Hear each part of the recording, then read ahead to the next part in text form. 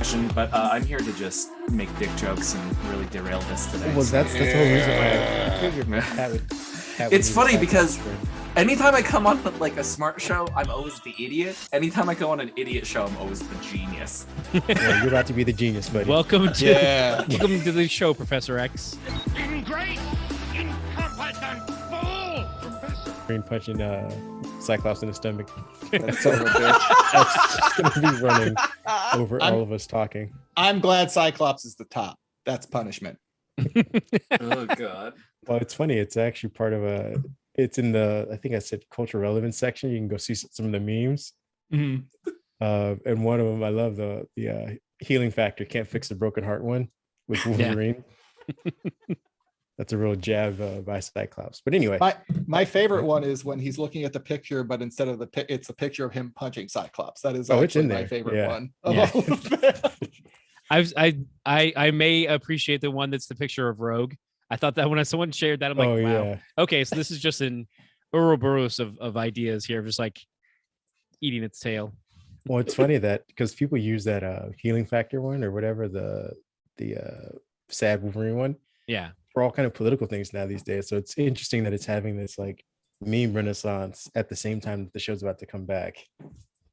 Yeah, are we just jumping right into it? Because the idea is that it's coming back at a time where it's just like, oh yeah, let's bring this back. It's like, what was the impetus for this? Like what finally made them go, you know what? Let's take a look at that X-Men cartoon from the 90s. I think enough 40-year-olds with money were like, get this done. I'm gonna assume 40-year-olds with money. That was my first guess. Yeah. It's the reason so many of the commercials now have late 90s, early 2000 soundtracks. Yeah. We've come of age to be those annoying boomer types. Yeah. I want what I want when I want it. Speak for yourselves. We decided before you came on, Kareem, that I'm 58. Yeah. Whoa, where did this? So you actually are a boomer? Is that what you're getting at? I was trying to. He's like, oh wait, no. I'm taking all your economies. You son of a bitch! You just bought more property. He didn't buy it. This is my 14th house. Yeah, I know, right? Oh this man, is my 14th house. He's that boomer. I definitely took it from ethnic people. Oh, the best part was by accident. You tripped and bought a new house. I had a home appraised for less, and then I bought it for even less than that. And built a Starbucks in my backyard. Mm-hmm. Every room you enter, you play Disturbed Stupefy, but it says gentrified. Just going around the streets scaring kids. Wow. I'm really glad that this is a video podcast so nobody thinks that I'm a white person. Yes, that helps. Oh, I'm just gonna Photoshop somebody else's face on You're just gonna just deep fake it. Yeah. It's weird you picked Ralph Nader. No, I got Bob Dole. They're like, wait, I thought Bob Dole passed away a week ago. Tip one out, man. It's messed up. He's still got a boner for Britney. What? She's emancipated now. You've never seen those Pepsi commercials? During the Super Bowl, they debuted a commercial for Pepsi. This sounds like extra work for me right now. That referenced. Let's keep that going. That referenced Bob Dole looking at Britney Spears getting a boner because he's on bad. Oh my gosh! I did not like. Easy boy. You put those two together. Those things that miss me completely. Apparently. Yeah. Wow. Well, to be honest with you, at the time, it kind of missed me too because I was like, "What's a boner pill?" Do you know what commercial really messed me up? And like now I know what it is. Wasn't it? I never knew what Zima was as a child. The drink? Yes. I thought it was just fancy water. I honestly was like, well, why don't we have this water in our house?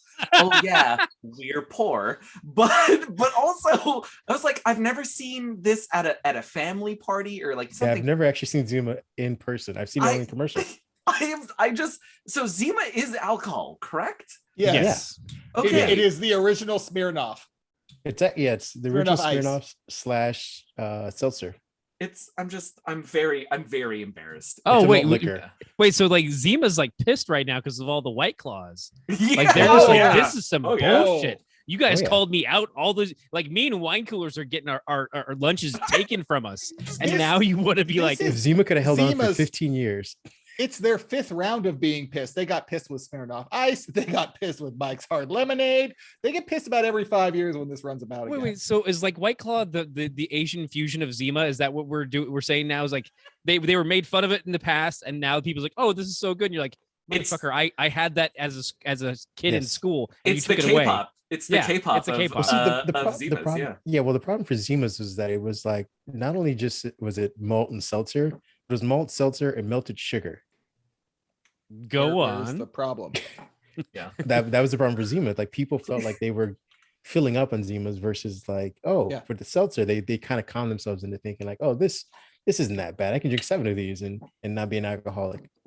It's the anti-bone broth. That's a callback before you got Yeah. here. Kareem. Oh That's- god. The anti-brown buff. Well, I mean, it's all recorded. I'll just splice it in if I can get the edit for it. Yeah. Okay. All right. All right. My whiskey's poured. I'm all ready. Let's do this. All right. Stretch it out, guys. Yeah. All right. Well, I figured we do at least the flashback. That kind of gives us some reference. I know it'll allow Ken to kind of go on about the artist. We can start talking about the Saban stuff as well, because I actually pulled up the Troubled History article from, I believe it is the Hollywood Reporter, if I'm not mistaken. And they kind of go into all the trouble, all the back and forth between the studios and stuff like that. I mean, troubled history is a bit clickbaity. It did have it did. Well, I mean, not in like, yeah, I think you guys are right. It is clickbaity, but it also does talk about the like how it shifted hands and how it ended up, basically. Yeah. Let him get his views, you guys. Jeez. Well, wait, are you gonna in the beginning before all this? Are you gonna start off with the previously on the X-Men? Yeah, of course. Oh yeah. Yeah, it's got to be. Well, that's also the other thing about the cultural relevance that we kind of will gloss over, is that how it starts. It's iconic for that, and how other shows, started really. I mean, I guess people started recognizing that in other shows. Not to say that it was the first to do it, but you start to point that out, like, oh, that's definitely the way. first show for us older to middle millennials where we saw it, I would think, because I can't think of another show before that where there was a previously on and I think Knight Rider might have done it, right? Which one? Knight Rider was that a show that did that? Not that I'm aware of, but I mean, maybe for the thing was though is that this was on pretty much every episode, as opposed to like occasionally it's like, oh, by the way, did you remember Carr? He's the evil version of Kit, and he's voiced by Optimus Prime Peter Cullen. Like it was awesome, but it didn't happen enough for you to be like to key in. Whereas like X-Men was like hit you with it every time, every episode to give you a little backdrop. Yeah. All right. Let me see. Let me get to the very opening part of it. X-Men, also known as the X-Men, the animated series. I don't know. What did you guys call it when you were younger and you wanted to watch the show? Just the X-Men? X-Men cartoon? X-Men. Yeah, just X-Men. Yeah. Just Okay. X-Men. I think I was aware it was X-Men the animated series for Just some like Dark Knight, reason. the animated series, right? Yeah, probably That's because the full title of it. I think that's probably Batman. We thought yeah. Batman the animated series versus Batman. X-Men was the a Dark animated Knight. series. So- Oh, okay. Yeah. No. Batman. This is out around the same time. We're probably a couple seasons into Batman the animated series, and we're also in Spider-Man the animated series, right? Are we Shortly, this like- debuted in 92? I thought Batman the animated series was a little later. Is Batman? I guess it's like 92, 93. Yeah. I would even say 94, but I feel like I'm wrong on this one right now. I think I the don't know. noir. I'm gonna agree with you. Well, we all have computers. Someone look it up while I'm in I Batman. know, yeah. Batman, If only- Batman the animated Fine. series, also premiering on Fox Kids, which is definitely noteworthy, is 92, same year. Okay, Ah. there we go. Wow. wonder if Fox the- Kids Whoa. was rocking it. What was in the Yeah. water? at that It point? was the programming block for Fox Kids. Fox was trying to gain a certain market share of having kids programming, and they were pushing very hard for that. And between a bunch of like getting it from ABC, they also had their own kids blocks, and Saturday mornings had kids blocks, and they all had their own I guess IPs is the way to go to call it now, but they all had their own shows that brought their viewership. And so Fox, as a fledgling network, was trying to get their foothold. And So part of it was putting on shows that they could, whatever they could get right away. So like, okay, here's Well- Eat the Cat, here's Bobby's World. Like they could get certain shows, and they'd also pull from a back catalog, but new programming was part of that push. Fox, and this is at this point, Fox is trying to be extremely edgy because they're trying to differentiate themselves from CBS, NBC, ABC. They're trying to show that, oh, we're the hip one. So then it does make more sense they'd go with the action-based comic cartoons as opposed to, I don't know what the hell was on ABC at that point. Just that Wheel of Cheese intro commercial. Wheel of Cheese? A hankering for a wheel of cheese. Oh, that's Schoolhouse Rock, and then that's a commercial though. That's oh god, that's like infotainment kind of stuff. Yeah. Nutritious cheese is a super snack. Look, a wagon wheel. When my get up and go has got up and went, I hanker for a hunk of cheese. Heroes fight. It debuted on October 31st, 1992. As Ken said, the United States and Fox Network. X-Men was obviously from Marvel Comics. It's the second attempt at an X-Men animated series. This part I didn't know until earlier today after looking this up. Oh, yeah. That it was from the TV series pilot X-Men Pride of X-Men, using the spelling for like Kitty Pryde, which was not picked up. Yeah. But it's a revival of that series. And now they're going to have the revival of this series in 97. So I guess I've never seen the pilot, but it's actually been sold on DVD now these days. Whatever that not of it. Legitimately, like at cons, you can get it at some sketchy booth that's selling it. But Pride of the X-Men. Way to just rat everyone out, Ken. Yeah. That entire section just got rated. Thanks a lot, you freaking narc. They're right there. They're in there with the January 6th people. I'm gonna mute Ken. Thank you. God wow, damn, 5 minutes. That's pretty quick in. That was good. Place to hide, no place to run, no place to run. Mutant age has now begun. X-Men, it's the day, X-Men, coming your way. Magneto's hordes are on the way to pillage, burn, and plunder. But there's one team that will not yield, the team that strikes like thunder. X-Men.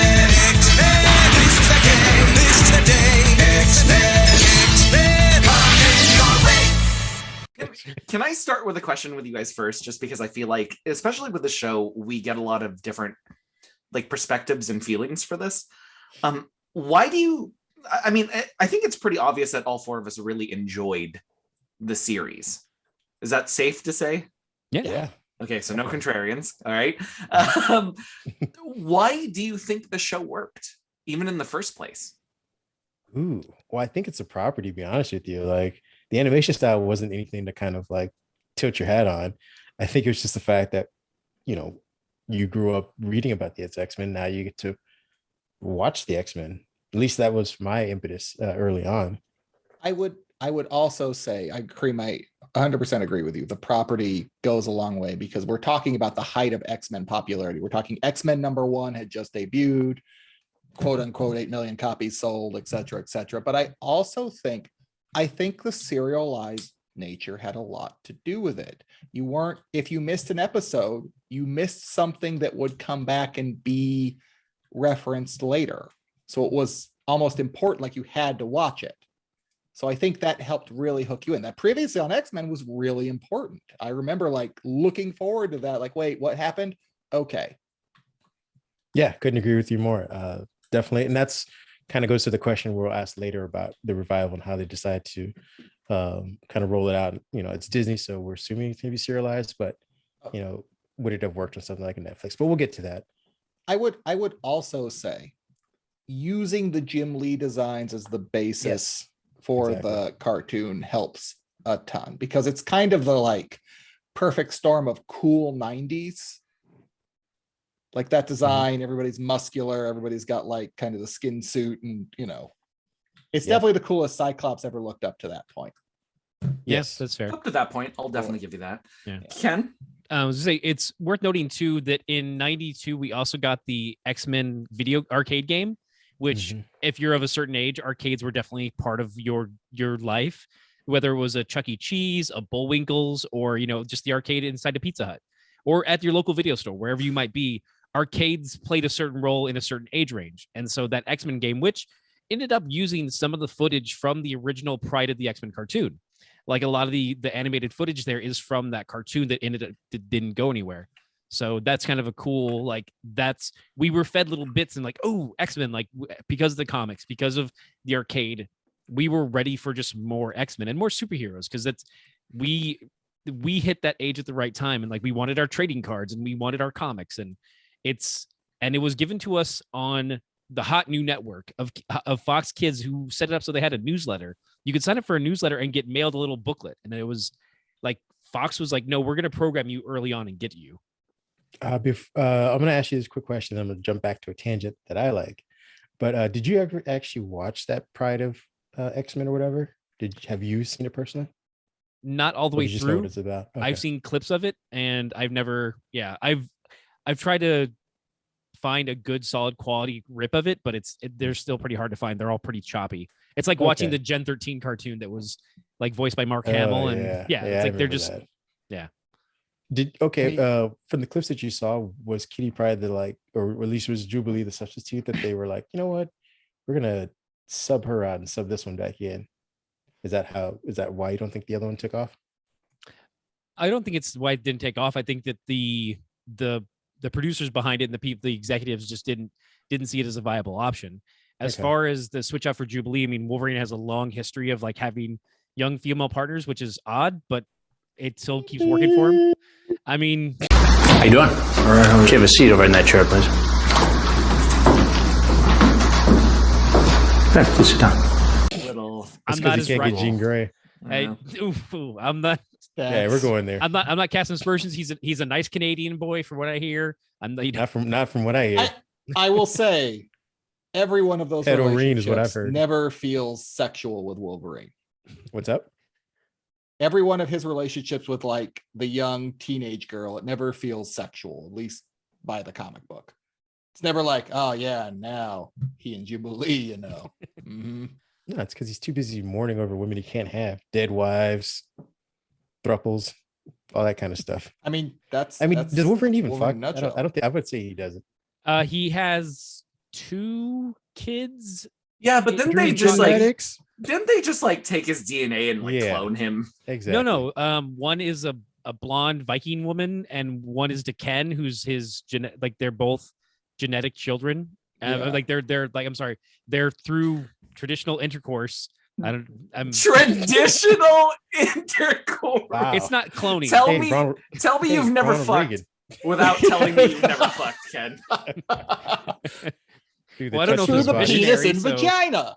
Yeah, I mean, in a world where there's cloning and like magical twins, maybe and magical children like Speed and Wiccan, I should clarify traditional intercourse. I think. Okay. Did you say sex? That's fair. I could say sex, but then you're like, oh well, what is sex? Is it penetration? There's a whole nother conversation about that, and so let's just go with what I said and move on happly.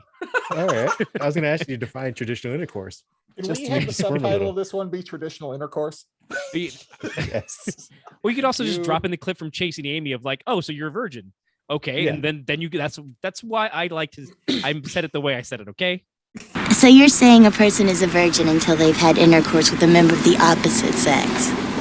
Isn't that the standard definition? Again, with your standards.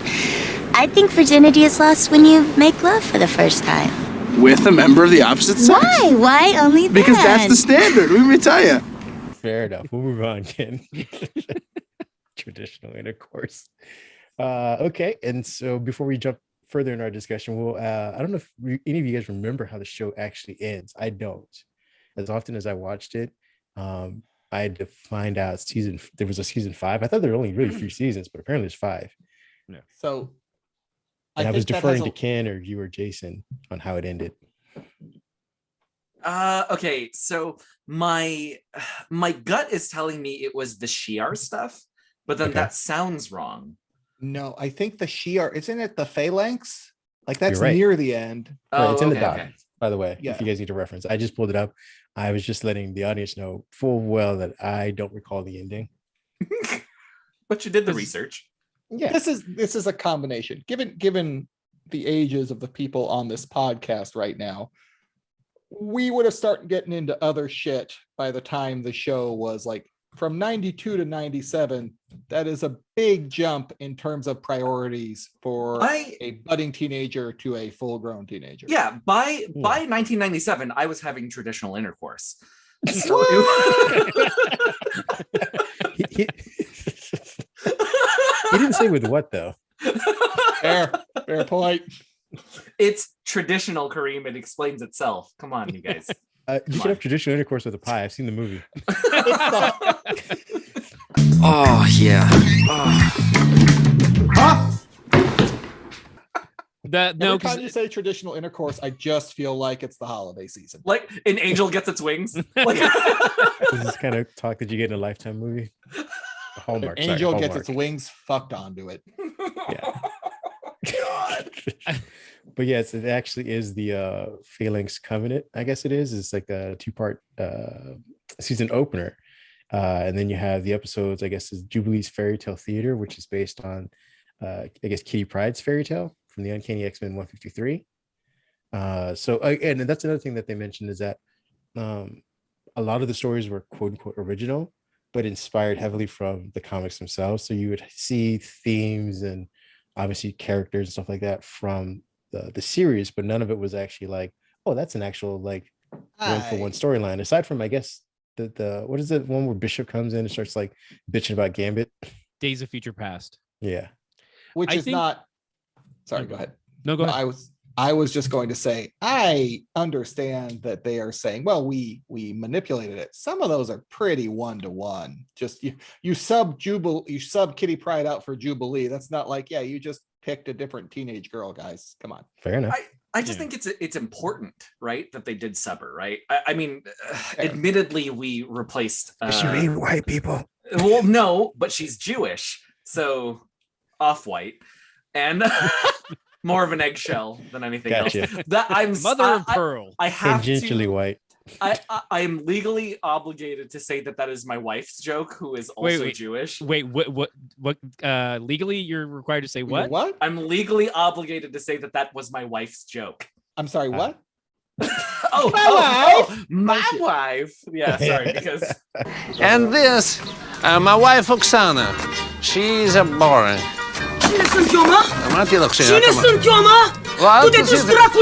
Come in here, please. Ignore. Yeah, you were all over me about this before the recording. It's a house rule. As a gamer, you should understand it's house rule. So much. The best part is that he covered his legal basis with his wife. Now we're gonna get sued for everything else.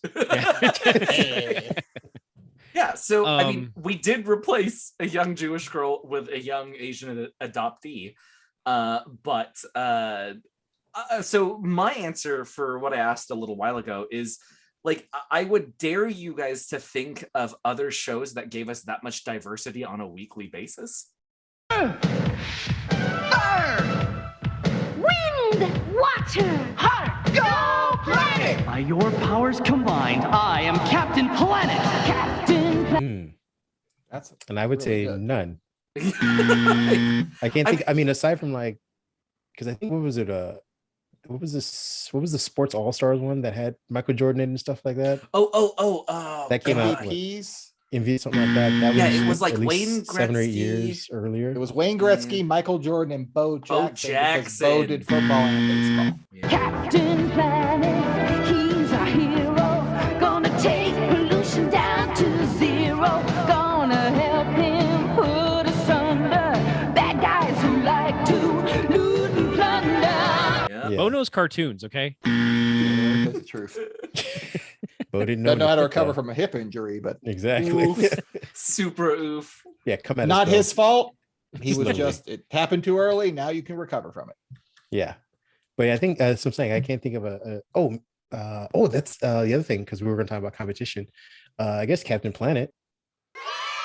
Ooh. What are you, Captain? Well, now I'm curious. So we got to look it up now. I want to say that it's within like 2 years of X-Men, though, isn't it? That part I didn't look up. Ooh, but, Captain Planet debuted before. Oh, September 15th, 1990. Yeah. Nice. I mean, and Ted Turner at the time is very, very a liberal, kind of pushing the idea of like we need to be responsible for our planet, and that's look where that got us. That's because the message was, hey guys, you got to do your part. We're not going to do ours, but you do your part. Yeah. Oh, and yeah. it should all be good, right? As Pat and I've constantly joked over the years that Captain Planet was the ultimate politician. He wasn't actually a superhero. He was like, oh, guys, I can help you get where you need to go. But as soon as someone actually needs me to do something, I get touched by any type of pollution. Oh, I'm out of here. Gotta go. August I'm Greeley. dirty. Oh, so weak. Like, that's literally what you're here for, man. Exactly. Anybody else want to go green? Huh? Yeah, that's what I thought. Your punk asses. I'm going back up. Don't summon me again unless you're ready for that pain. Peace, dickholes. The power is mine, bitches. If you can withstand it, how are we going to withstand it?